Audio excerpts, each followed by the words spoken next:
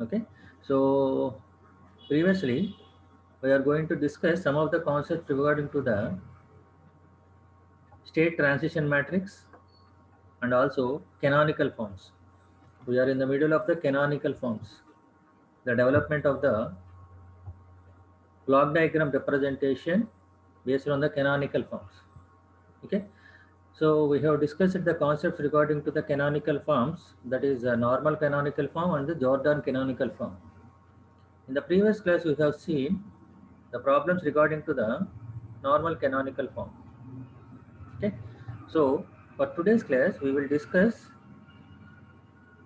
the problem regarding to the Jordan canonical form. Jordan canonical form. Okay, so in this Jordan canonical form we are able to know about the Jordan block.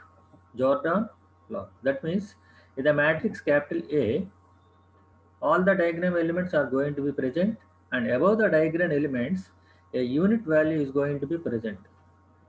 So that particular block is considered as the Jordan block. That particular block is called considered as the Jordan block. Okay, so without any delay, let us go through the statement of the problem. A discrete time system has a transfer function of y of z divided by u of z is equal to 4z square minus 12z, 4z cube minus 12z square plus 13z minus 7 divided by z minus 1 whole square into z minus 2. So determine the state model of the system by the Jordan canonical form. And this Jordan canonical form is going to be applicable only for the repeated poles. Only for the repeated poles. That means in the denominator itself, we are able to observe different poles. That means one pole is going to be repeated twice or thrice. Then that particular canonical form, that means we have to step into the canonical form, that is Jordan canonical form.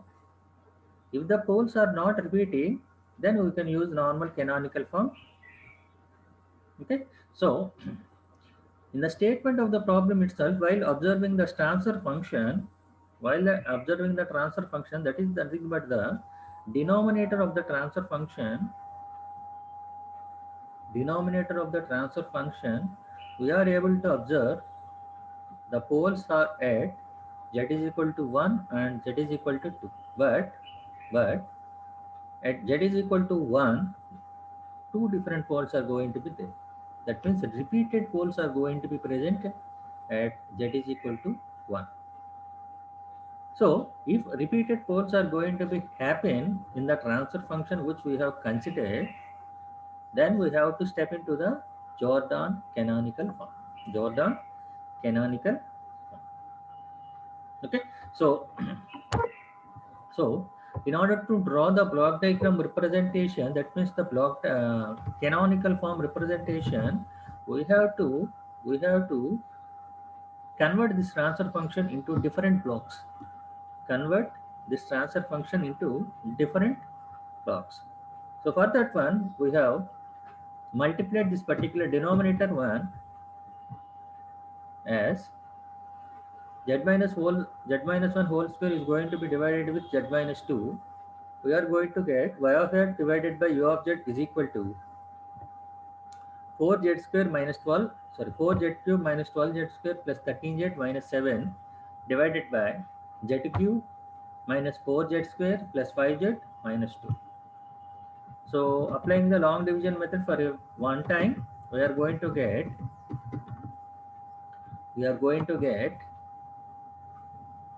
4 plus 4 plus 4z square minus 7z plus 1 divided by z minus 1 whole square into z minus 2. 4 plus 4z square minus 7z plus 1 divided by z minus 1 whole square into z minus 2.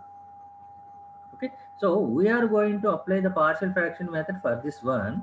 That means for this derived transfer function, and we are going to draw the block diagram for that one.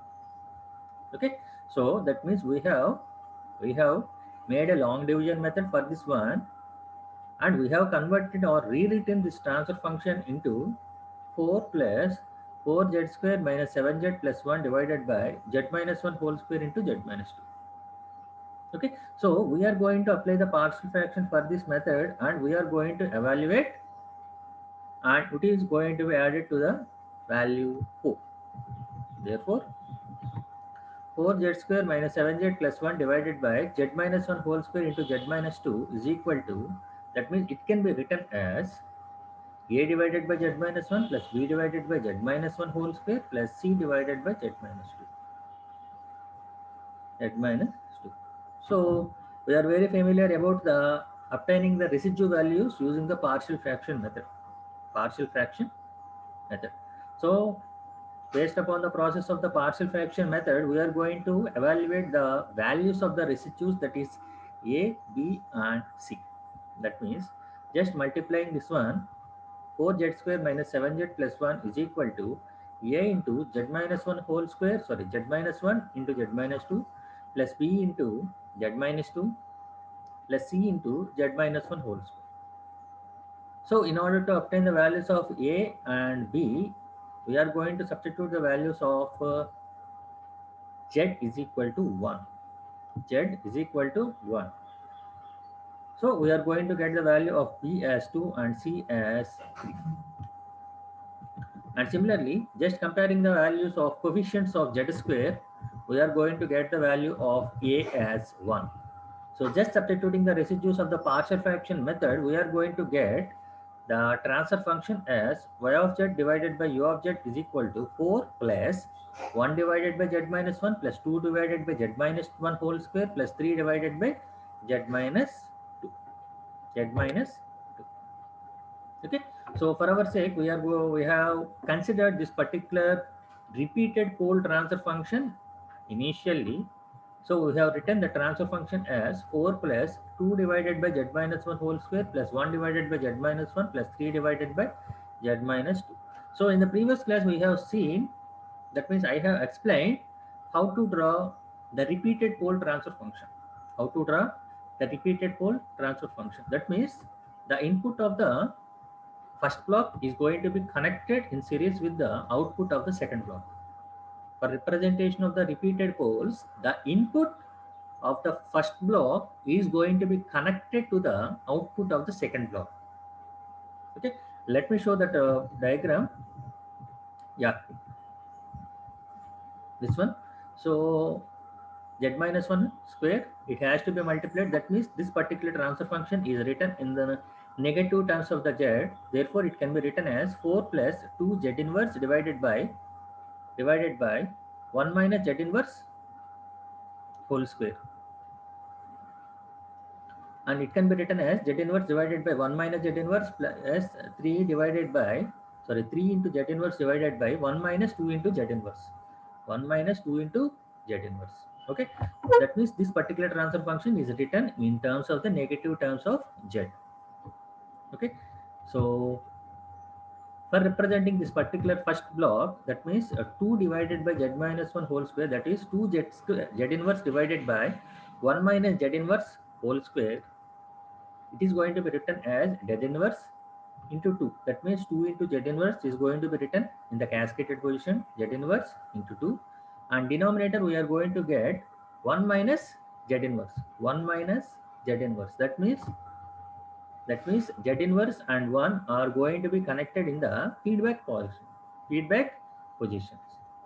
Feedback positions. So this particular block is going to be representing as z inverse divided by 1 minus z inverse. This particular block is going to be represented as, that means this particular representation is going to be represented as z inverse divided by 1 minus z inverse, and it has to be multiplied with 2. But this particular block is a repeated one. This particular block is a repeated one, so it has to be connected to the another block. That means the input of the starting block is going to be connected to the output of the next block. Why? Because the next block is also itself consisting of the same pole. The next block is also consisting of the same pole. That means the repeated pole is 1. The next block pole is also 1. Therefore, the input of the repeated pole is going to be connected to the output of the next block. Therefore, it is going to be represented as x2 of k plus 1, and the previous one is going to be represented as x1 of k plus 1. First block is nothing but, that means the first summation is going to be representing as x1 of k plus 1, and the second one is x2 of k plus 1. Okay, so this is the repeated block. So for the repeated block, we are not going to connect it the u of z function, u of z function. Okay, so the third block is 3 z inverse divided by 1 minus 2 into z inverse. 3 into z inverse divided by 1 minus 2 into z inverse. So it is going to be represented as z inverse and 2 are going to be connected in the feedback positions, and it has to be multiplied with the factor 3.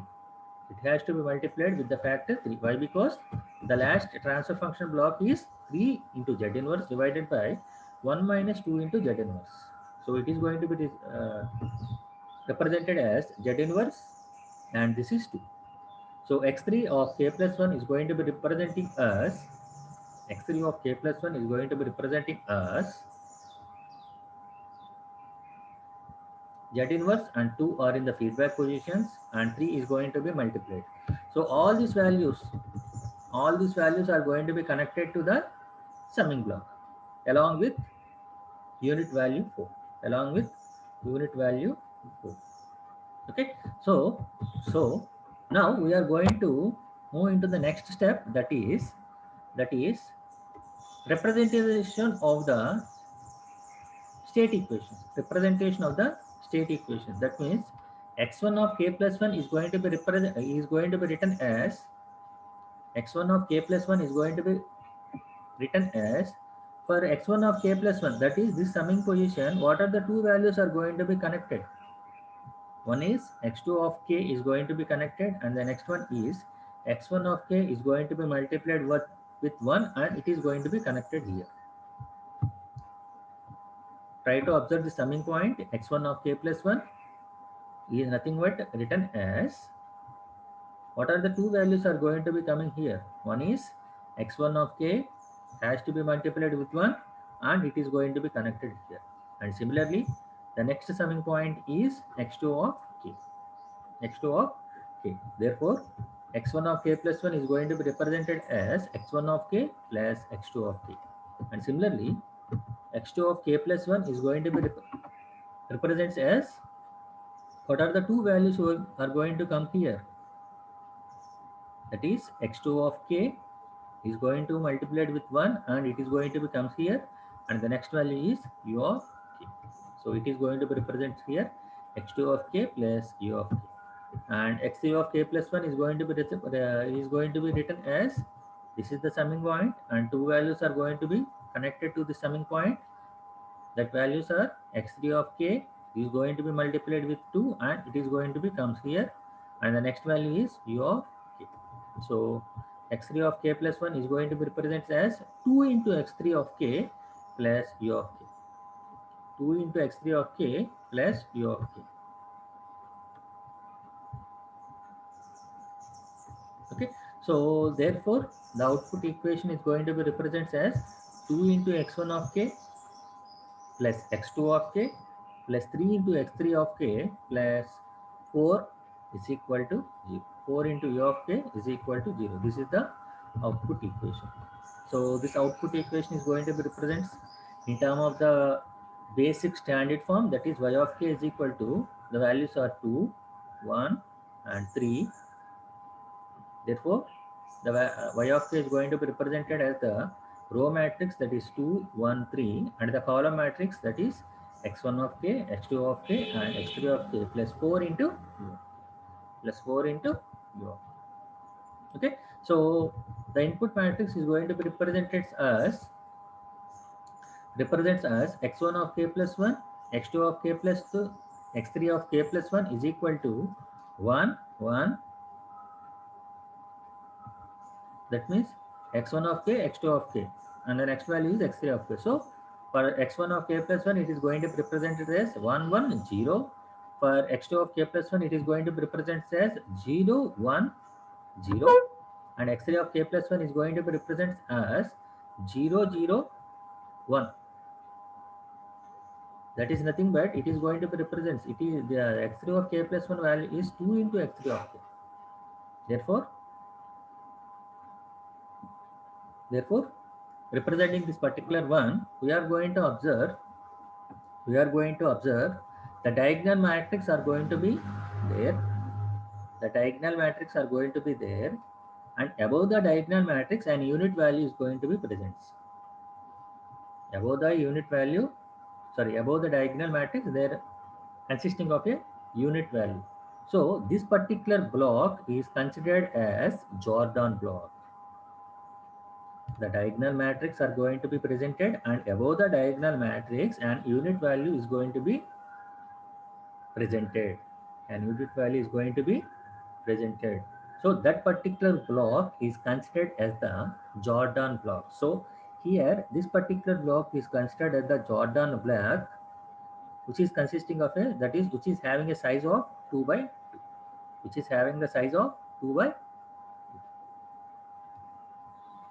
Okay. So from this,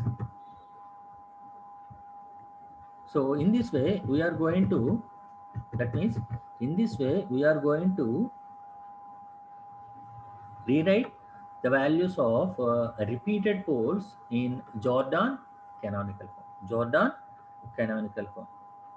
Okay. So in the previous problem, that means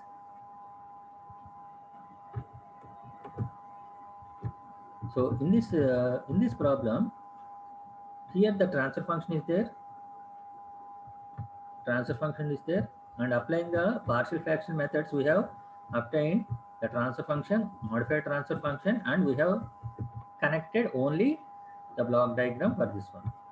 And the state equations are going to be written, and it is going to be represented in matrix form. In the similar way,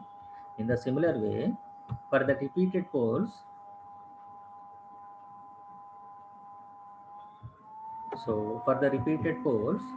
we are going to be using the Jordan canonical form for obtaining the state model equation. That is the state equations. So after obtaining the state equations, we have to identify the Jordan block. So these kind of problems can be asked for 7 marks in your previous university question papers. Okay, these kind of problems only is asked for the 7 marks. Okay, so with this we are going to complete the canonical form concepts, and later we are going into the next part of the unit 3. Next part of the unit 3 means the concepts regarding to the controllability and observability.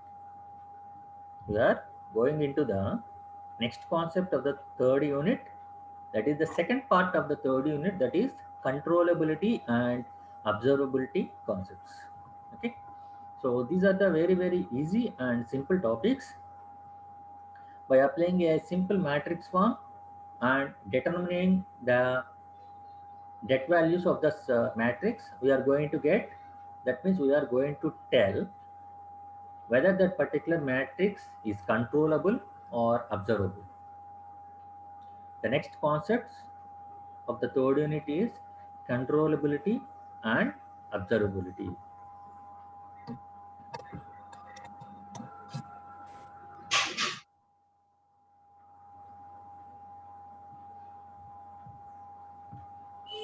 Okay, so the next concept is controllability and observability.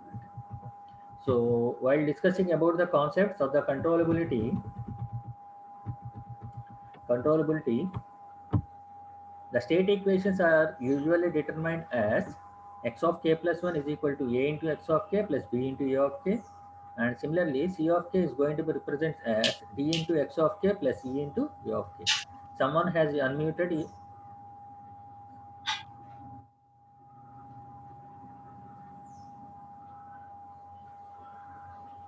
Okay. Usually, in order to determine the controllability and observability, controllability and observability, the state equations are going to be represented with the fundamental form, that is x of k plus 1 is equal to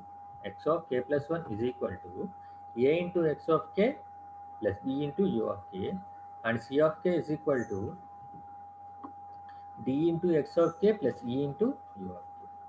D into x of k plus e into u of k.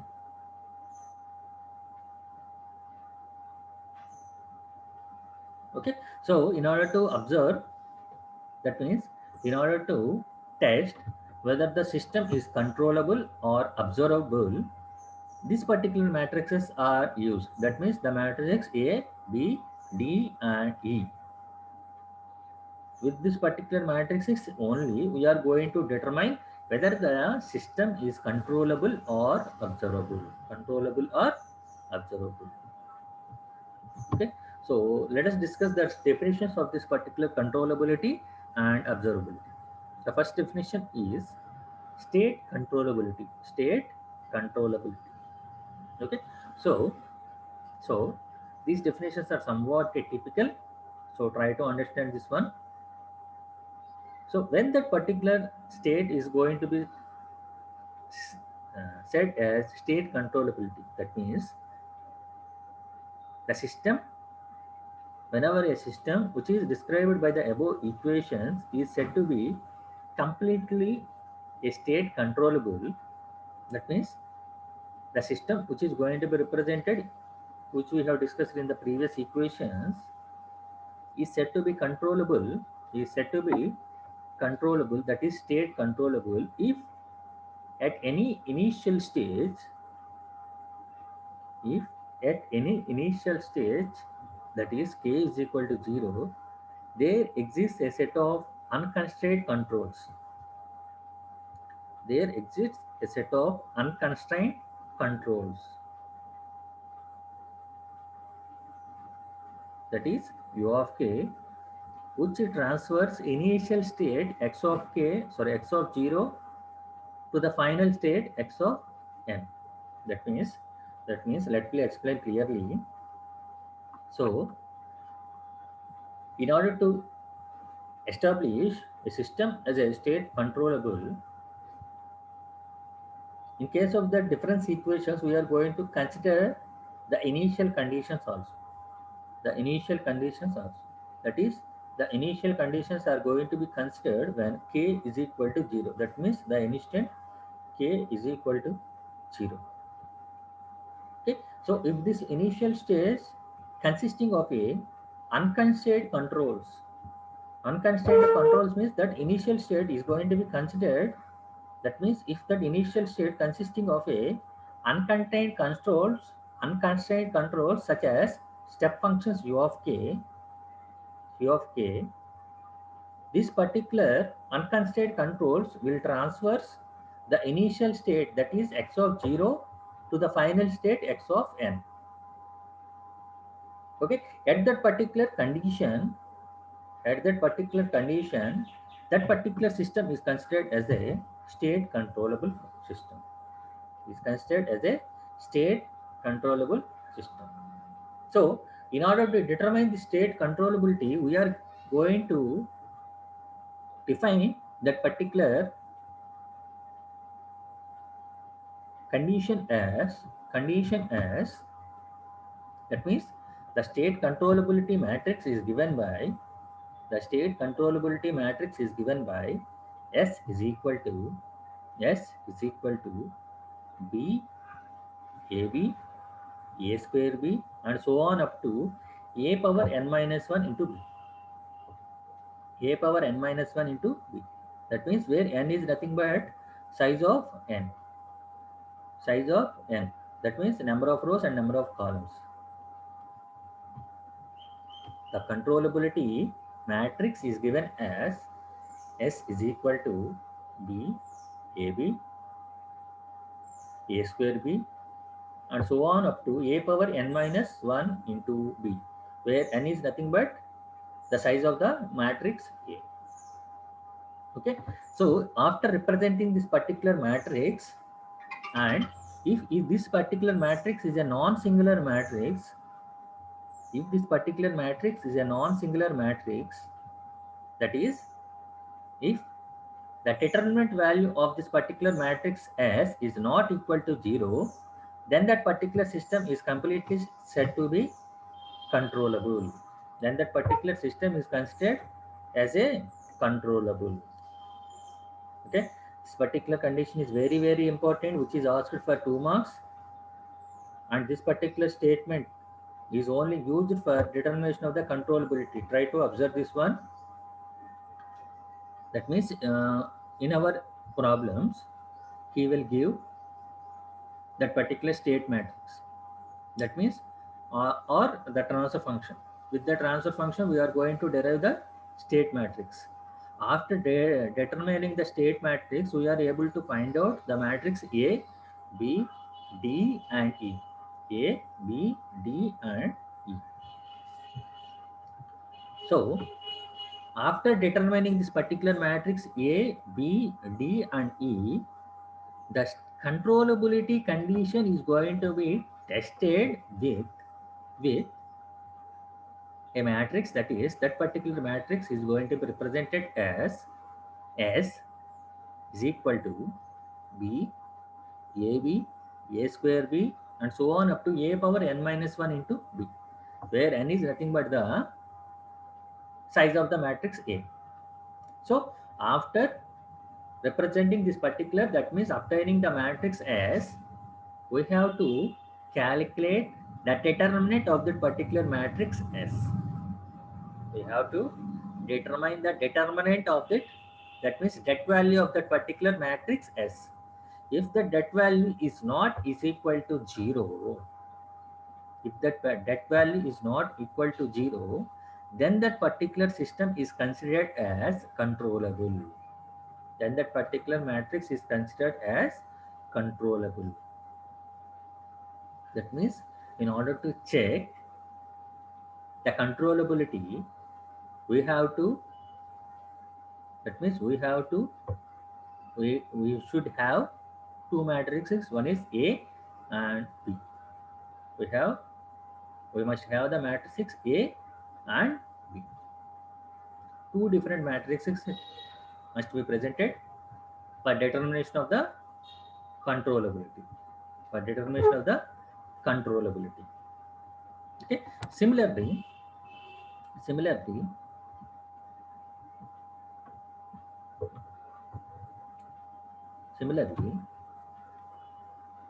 coming to the next concept, that is observability. Okay, so this definition is going to be explained as a digital system is said to be a completely observable system if at initial stage k is equal to 0, any state x of 0 is determined from the knowledge of the output c of k and input u of k. Okay, in the previous one, that controllability is going to be explained as the initial state is going to be converted from x of 0 to x of n. But coming for the observability, that particular digital system is said to be completely observable if for a initial stage k is equal to 0. If for initial state k is equal to 0, any state x of 0 can be determined from the knowledge of output of the output equation, that is c of k, and the input equation u of k. That means the initial state x of 0 is going to be determined from the knowledge of output c of k and the input u of k. Output is c of k and input u of k. Okay, so based upon this particular definition, we are going to derive the condition for the observability. We are going to derive the condition for the observability. Okay, so this observability is going to be determined with L. L is nothing but a matrix, that is L is equal to matrix of D complement, A complement into D complement, A complement whole square into D complement, and so on up to a power n minus 1 into d. That means for determining the observability, the matrix A and D has to be there. The matrix A and D has to be there. So the condition for the observability is going to be determined as, that means with the matrix L is equal to D complement, A complement into D complement, A complement whole square into D complement, and so on up to A power n minus 1 into D. And after determining the matrix L, we have to determine the determinant, that means the det value of L, as similar to the previous one, the det value of L. If the det value is not is equal to 0, then that particular system is said to be observable. Then that particular system is said to be observable. Don't get confused about the controllability of condition as well as the observability condition. Observability condition is going to be represented with the matrix L, that is equal to D complement, A complement into D complement, A square complement, sorry, A complement whole square into D complement, and so on up to A power n minus 1 into D complement. So after determining the L matrix, and we have to calculate the determinant of that particular matrix. If that determinant value is not equal to 0, then that particular system is said to be observable. Is said to be observable. Okay. In the similar way, the condition for the controllability is determination of the matrix S is equal to B, AB, A square B, so on up to A minus 1 into B. So after calculating this, that means after determining the matrix of this S, we have to calculate the determinant. If that particular determinant value is not equal to 0, then that particular system is said to be controllable. So while solving some of the problems, we will be familiar about this particular condition, that is controllability and observability. Okay, try to solve a small problem regarding this. Try to solve a small problem regarding this. Okay, so investigate the controllability and observability. Investigate the controllability and observability.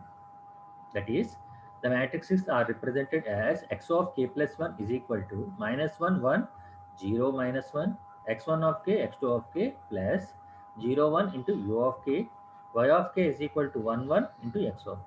So these are the state equations which are represented. So from the state equations, we have to identify the matrices.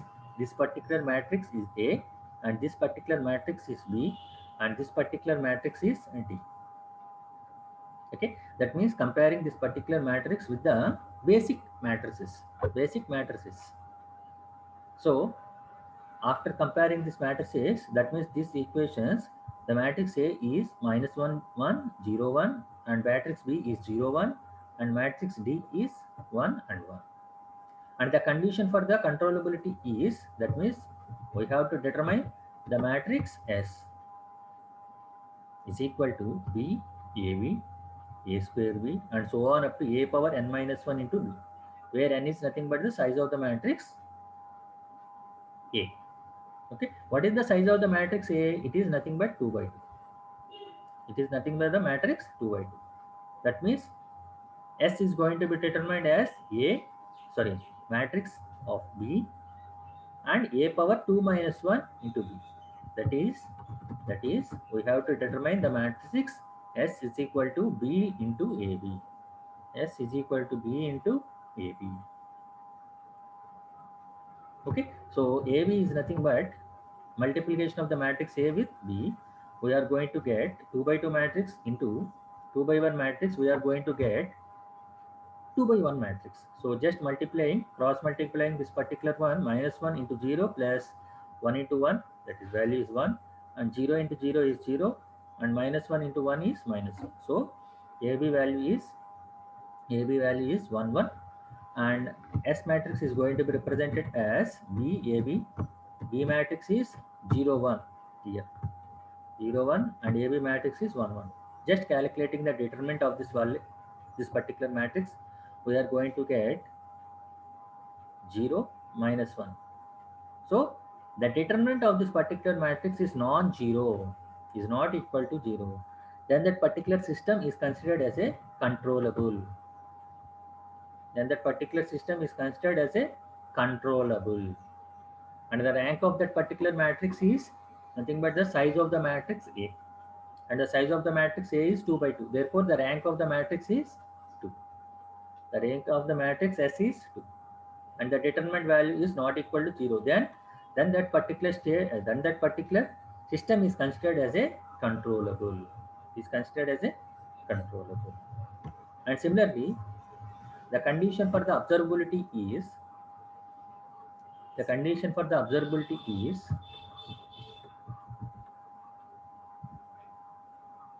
L is equal to D complement, A complement into D complement, A complement whole square into D complement, and so on up to A power n minus 1 into D. That means A power n minus 1 is, the value is A power 2 minus 1.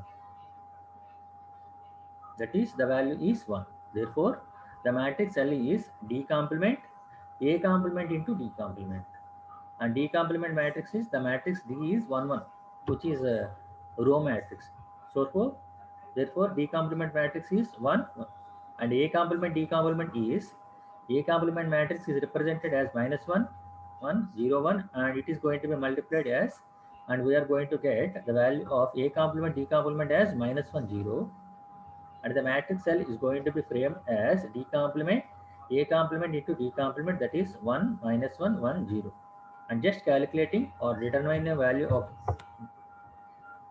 L, determinant value of L is 1. That is, a determinant value is not equal to 0. Then that particular system is considered as observable. Then that particular system is considered as the observable. Okay, so these kind of problems is asked for 7 marks. Simple problems. Simple problems.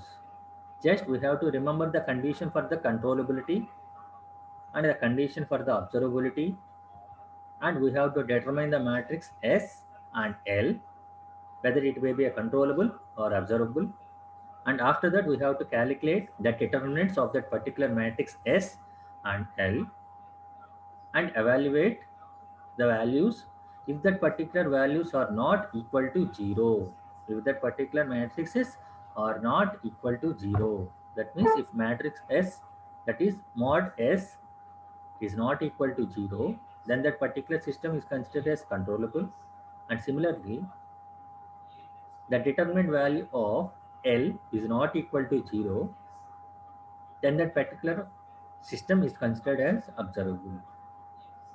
That means controllability condition and observability condition.